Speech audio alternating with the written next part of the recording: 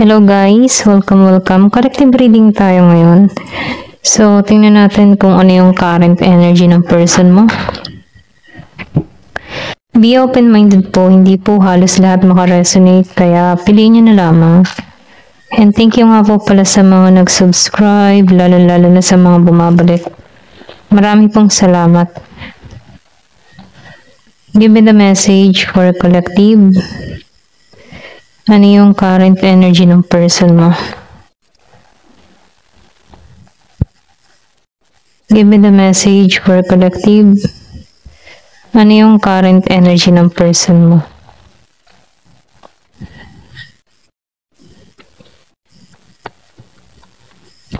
Give me the message.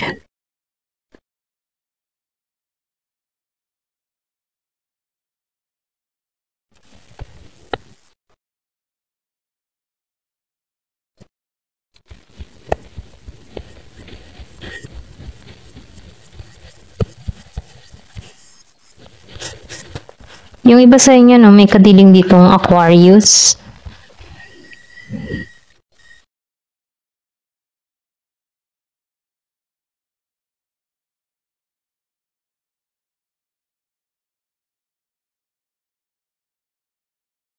Meron din ako nakikita ditong Virgo, Capricorn.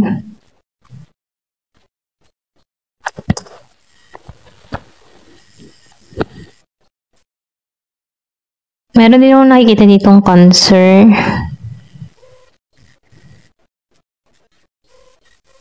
So, nakikita ko dito, no, yung person mo dito, alam mo yung tipo na kaya nitong i-handle yung sitwasyon niya, no.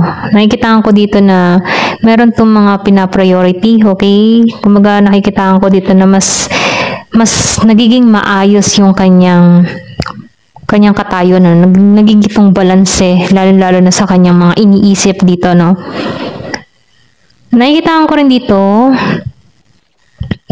meron tong mga hinihiling, meron tong inspirasyon, okay?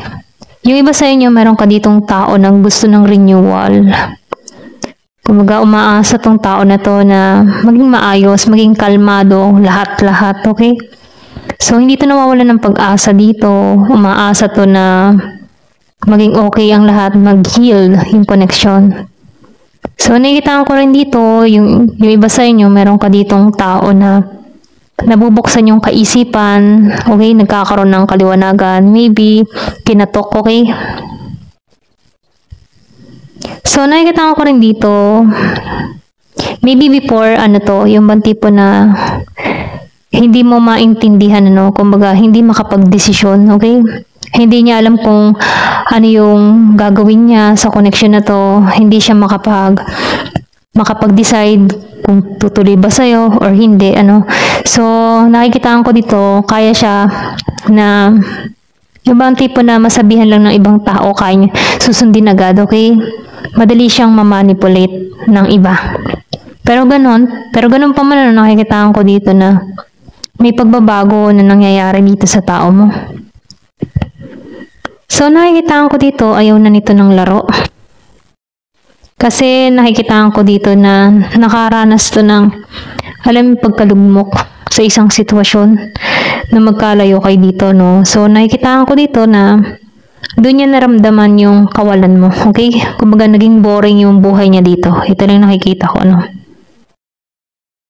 Pero ganun pa man, alam ng tao mo na marami siyang nasayang na oportunidad, sa connection, kaya nagkaroon dito ng realization, gusto ng renewal, gustong maging maayos ang lahat, gustong maging balance, okay? Kaya lang wala tong ginagawang action dito, no? Hindi to nagme-message, kakulangan ng lakas ng loob. At dahil dito, no, sa nangyayari dito, no, yung man tipo na gusto na nitong, alam mo yung tipo na matapos yung cycle na paulit-ulit na lang nangyayari, okay?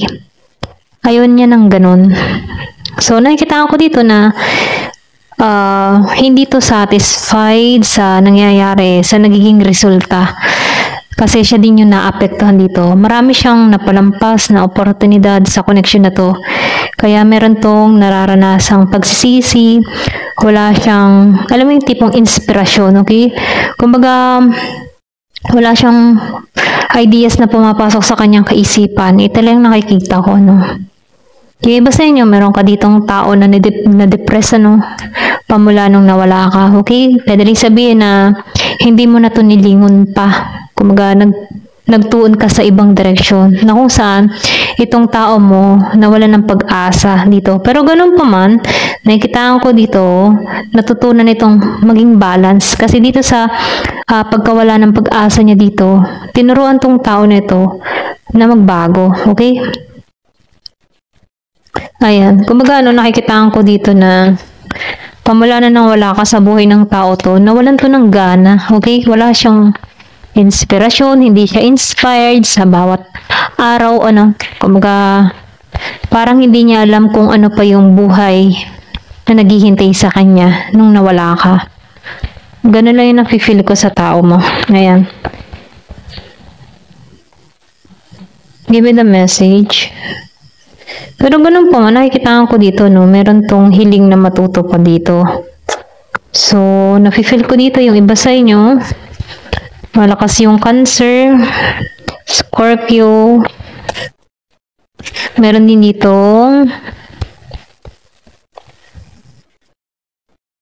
Capricorn, okay? So, nakikita ko dito, meron kang tao na alam niya yung obligasyon niya. Kumbaga, magaling tong humawak ng pera. Ito rin nakikita ko, no? Kumbaga, meron siyang katatagan, okay? Meron siyang ugaling ganun, pero kaya itong tao nito, no, alam niya na yung naging resulta ng ginawa niya, okay? Naging impulsive siya dito. Pero ganun pa man, ano, nakikita ko dito na gusto nito na makipagkaibigan muli sa'yo. Okay, kung bibigyan mo siya ng pagkakataon, gusto niya magsimula muli sa pakikipagkaibigan. Ito yung hinihiling niya dito eh.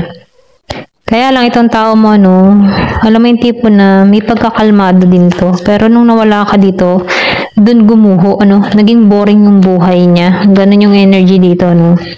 So, nakikita ko dito na nasaktan ka sa tao na to, okay? So, na-disappoint ka rin dito. Ito rin nakikita ko. Merong Pisces, Taurus, Scorpio, and Capricorn.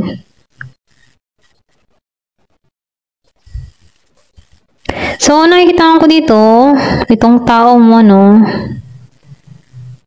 Kasi nasayang niya yung oportunidad dito, no? Napalampas niya yung opportunity sa'yo, okay? Kaya itong tao nito, alam ng tao nito na nasaktan ka niya, okay? So, ngayon itong tao na to, ngayon niya nararamdaman yung sakit, okay?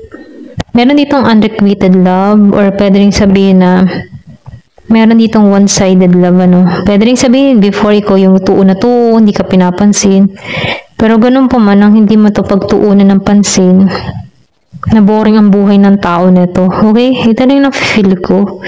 Kaya itong tao nito, gusto nito ng reunion, gusto nito na suyuin ka, puntahan ka. Okay? Yung iba sa inyo, nakikita ko dito, meron kang tao dito na dumidepende din sa'yo. Okay? Pwede rin sa mga desisyon. Pwede rin sabihin, meron kang talino, ano?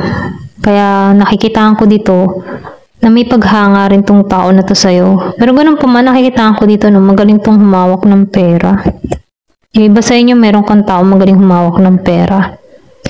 Secure to, pagdating sa financial, magaling tong, ay, alam mo yung tipo na good provider, okay? Lalo na pagdating usaping pera o sa pagtatrabaho. Kumbaga, nakikita ko dito na maabilidad. Yung iba sa inyo, no, meron kang taong ganun. Nakikita ko dito, marami siyang natutunan sa nakaraan, ano, yung mga pagkakamali ba niya sa'yo. Marami siyang natutunan dito. So, ginising to. Ito lang na-feel ko, no, may paggising. Nagugustuhan ka ng tao nito, no, dahil sa pagiging mong kakaiba, okay? Or pwede rin sabihin yung pananaw mo sa buhay. Gusto niya yun. Alam mo yung mabuti sa masama, okay? Kumaga, maybe ko yung tipo ng tao na matino, okay? At yun yung gusto niya sa'yo. Ayan. Kumbaga, ikaw yung tipo ng tao na pang marriage material, ganyan. Sinusunod dito yung intuition niya, yung kutob niya, no? So, nakikita ko dito na meron tong kakayahan, ano? Maybe magaling tong bumasa, okay? Or pwede rin sabihin na magaling tong magdesisyon or bumasa ng tao. Sa bumasa ng tao, no, yung makiramdam ayon sa mga kinikilos or pwede rin sabihin malakas ang pakiramdam din ng tao na to. So, nakikita ko din dito na gustuhan ka ng tao nito dahil sa pagiging mong relihiyoso. Yung iba sa inyo, maybe madasalin ka. Kaya alam ng tao nito na mapagkakatiwalaan ka. Kahit umalis siya, okay? Alam ng tao nito na faithful ka, hindi ka madaling maagaw ng iba, okay? Ito yung nagugustuhan niya sa'yo. Before, hindi niya sinunod to okay? Kumbaga, pwedeng sabihin na wala siyang interest, ano? Pero ganun pa man, may pagbabago na nangyari nung nawala ka. Ito lang yung nakikita ko. Ayan. So, tingnan pa natin dito sa card na to.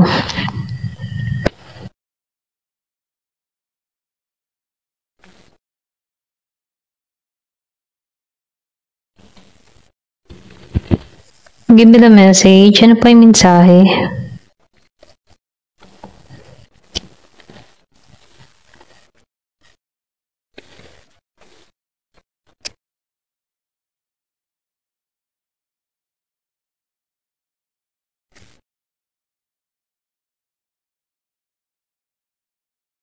So, nakikita ko dito, no?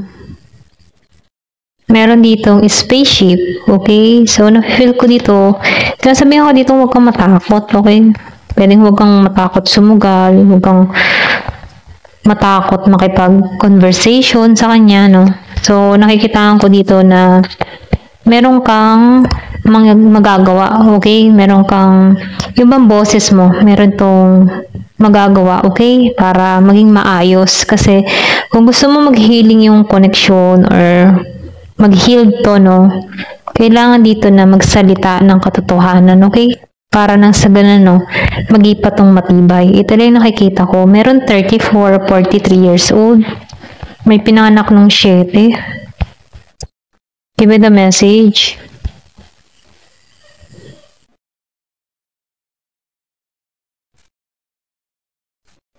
So, nakikita ko dito, nalaman ng tao na to, no? Kasi may nakikita akong star, oh. Nalaman ng tao nito na walang dapat na makakaayos sa kanyang sarili kung hindi siya lang din, ano? So, nakifeel ko, nagkaroon to ng realization, okay? Natauhan to, nakapag-isip-isip. Kung gusto nitong ayusin tong connection or kung gusto niyang tanggapin mo to, kailangan meron siyang ayusin dito sa kanyang sarili para katanggap-tanggap para sa'yo, okay? So, nakikita ko dito na meron tong mga ideas na pumapasok, ano, or pwede rin sabihin kailangan niyang umalis, ano, or magpakatotoo, okay? Kumbaga, sa shell, okay, sa shell, nakasarado, no? Kailangan niyang magpakatotoo, okay? Lumabas siya sa katotohanan. Nakita ko yung 1331. Meron 36 years old.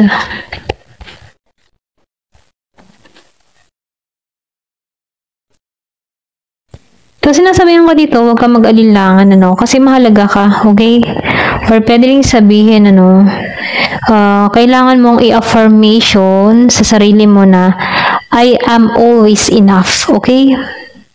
Ito lang yung mensahe, no? So, meron ka dito na guardian, ano? So, meron ditong paglago na mangyayari, ano? Kasi yung paglago naman, mangyayari yun sa pamagitan natin, ano? Kung paano natin i-handle yung ating sarili, okay? So, sa'yo magmumula yung paglago. Ito lang yung mensahe, ano? Meron ditong pinanganak noong 2015, okay? Ayan, ito na yung mensahe. Thank you for watching. Love and peace.